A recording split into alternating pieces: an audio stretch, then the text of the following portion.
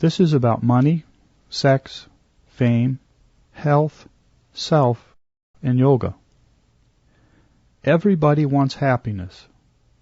However, we usually seek it in ways that are dependent on external stimulus, as if an outer cause leads to an inner effect of happiness.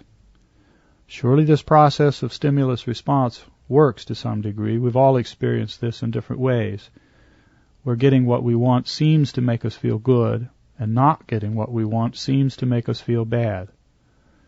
However, what if we knew how to be happy without any stimulus whatsoever? What if you could just rest in the deepest feeling of joy, regardless of the external circumstances?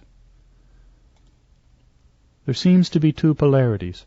Either we think we don't have enough money, or we are striving to have more so as to feel secure and affluent, pursuing what has come to be sold as prosperity or abundance consciousness.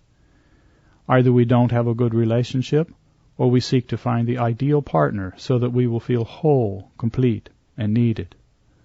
Either we feel lonely and unknown, or we strive to be famous in some way, to receive accolades in our personal or professional lives from our family, friends, peers, or community, so as to feel exuberant with pride. Either we have questionable health or active disease, doing little for our body with diet or exercise, or we ardently pursue physical fitness and battle disease so as to feel the satisfaction of conquering the body. It often appears that there are only these two polarities, and that we have no other choice but these two. Either we stay stuck where we are, or we seek these seemingly higher goals. It is extremely common for people to use spiritual methods, such as meditation, contemplation, prayer, and mantra, to attain these goals. There are many lectures, seminars, books, videos, audio programs on how to do this.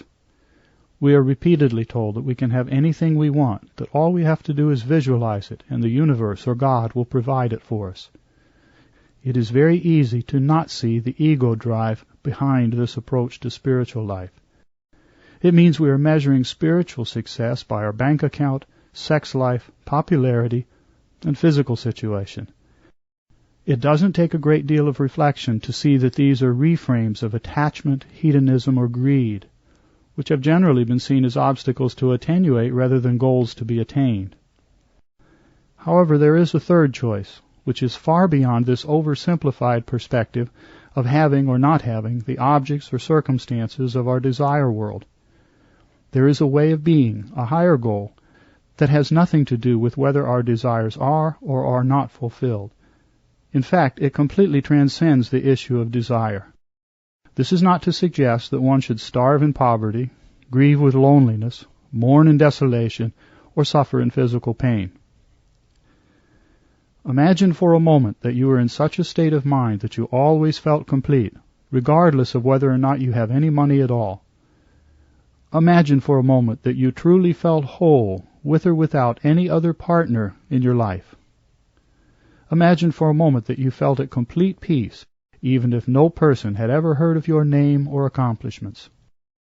Imagine for a moment that you were in constant contact with that level of your being that was never born, is not and cannot be diseased, and can never die, and is not subject to any other of the impermanent vagaries of the physical body.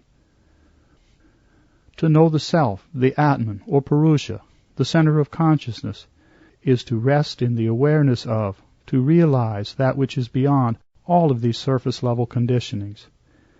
It is to seek the awareness of the pre-existing wholeness or union that is sometimes called yoga. This can sound like a campaign promoting poverty, loneliness, isolation, and decay.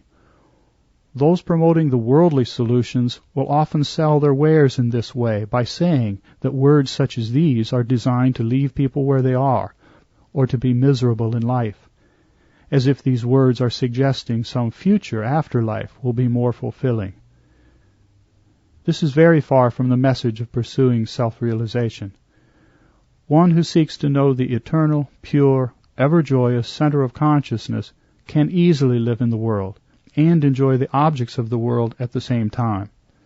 Such a person can and will naturally have all that is needed, will have close relationships, will have active and enriching engagements with the community, and will naturally move toward physical health and well-being.